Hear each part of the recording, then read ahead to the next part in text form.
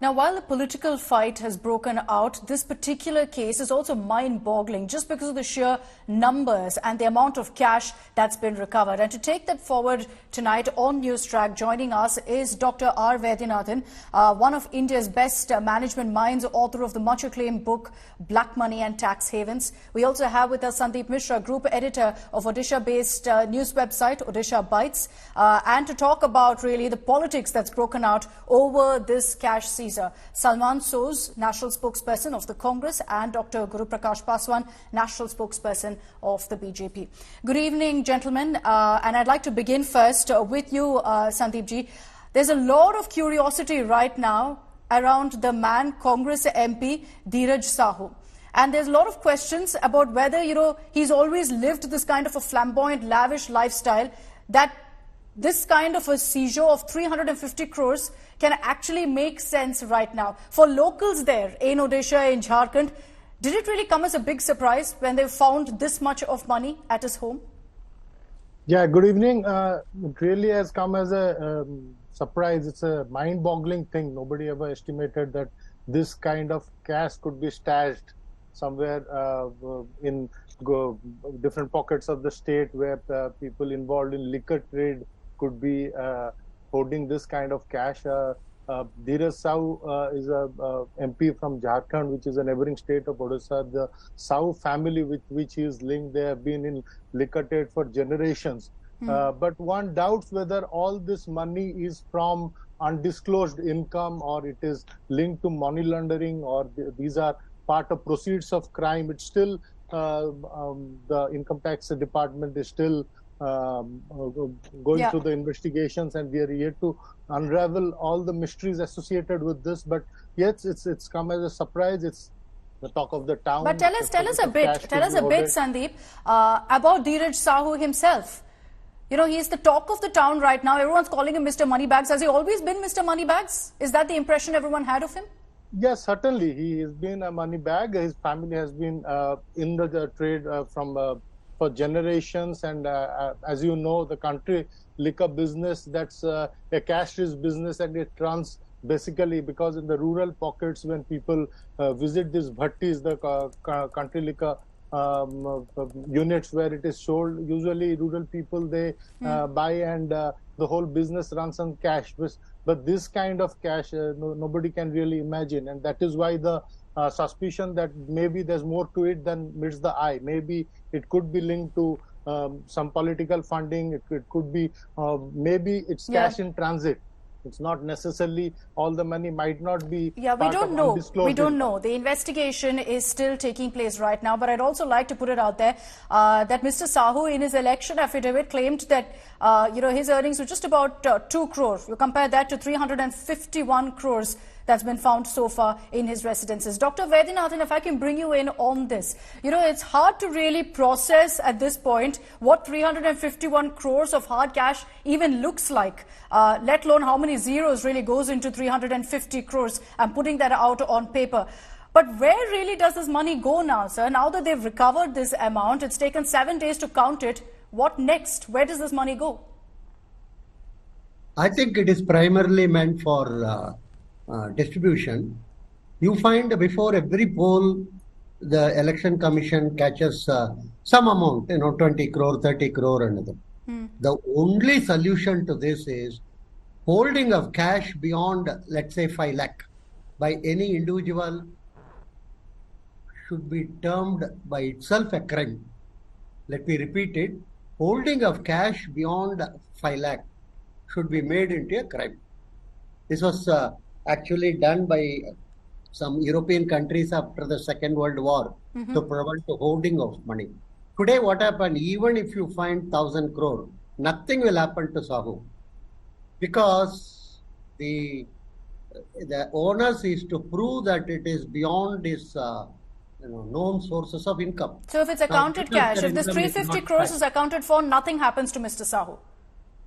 So holding of cash beyond 5 lakh should be made a crime by itself. I am not telling by.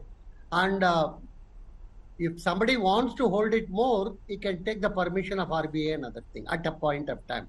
With the DigiCash and other thing, this should be possible today. because even a small vendor or a aloo seller, he uses nowadays Paytm. So it is not required for you to have a huge amount of cash. Even for conducting marriages, several other activities, you can always use GPay and so many things. So that is the only solution which can make the political establishment accountable. Okay, so you're saying Probity in public life is lost. Let's be very clear about it. And we have to show examples. Okay, more accountability clearly needed, and for that maybe norms is something we need to discuss going forward. Let's also open this up and bring in Mr. Salman Soz as well as Dr. Paswan. Mr. Soz, to you first. The Prime Minister today has also spoken about this, saying this here is the real money heist.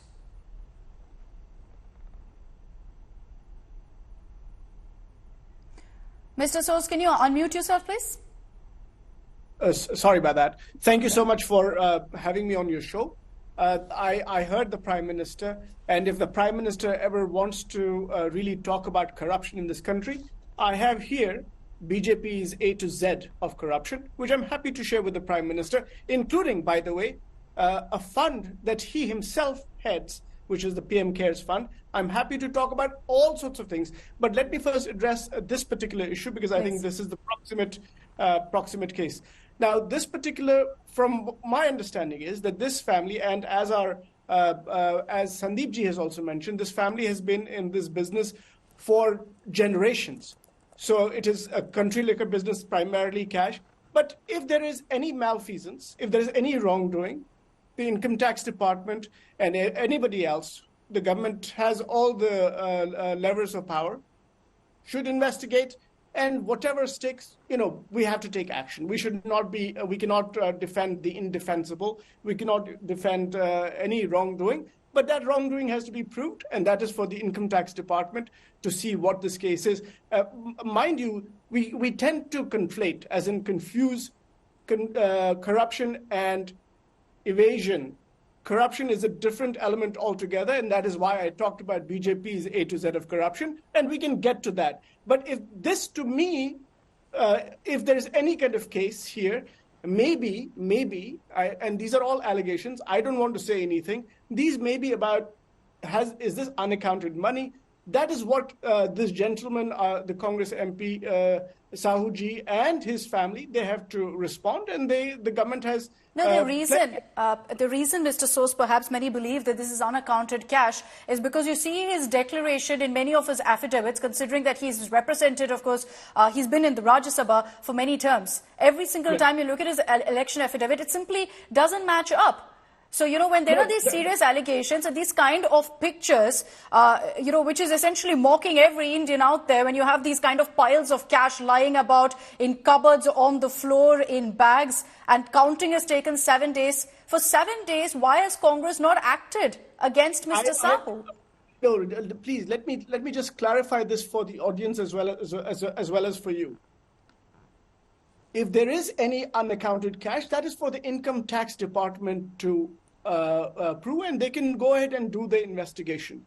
This is not a case where the Congress party has to act. This is not a one-person family. This family is a big family. From my understanding, is this family has multiple companies. So this is not about this one person. Of course, because there is this one person who's a Congress MP, the BJP would love to make this into a corruption argument. And I'm happy to have a discussion on corruption in this country. And mind you, I have a stack of documents with me. We'll get to that. But Mr. Soz, can the Congress... If you give me time, I'm happy to talk about each and every one of these cases. No, but let's talk about this one. Let's talk about this one, Mr. Soz. And why is the Congress right now trying to distance themselves from Mr. Sahu? I've had several discussions on this where the Congress says that, look, he's on his own. This is his business. He needs to explain it. The reality is that he's someone who's been nominated by the Congress to the Rajya Sabha. He's lost Lok Sabha elections repeatedly, still brought into the Rajya Sabha repeatedly. Let me ask you then, the country's home minister, his son, just a few years back, his turnover in his business went up from 50,000 rupees in 2014-15 to 80.5 crores in 2015-16. That is a 16,000-fold increase. There were allegations there, but we have a home minister who's a member of parliament repeatedly he's the Chanakya of the BJP. Is that not something that we should But be isn't that something that you question the Home Minister and the BJP over? Similarly, in this case, don't you have to question the Congress? We people can question us anytime. I'm just saying that why should investigative agencies not go after the BJP as well? Okay, Doctor. I mean, isn't it reasonable to ask that if there are allegations, there are serious allegations, by the way. There was an Ahmedabad district cooperative bank scam around demonetization, 750 crore rupees. Should somebody not be investigating that?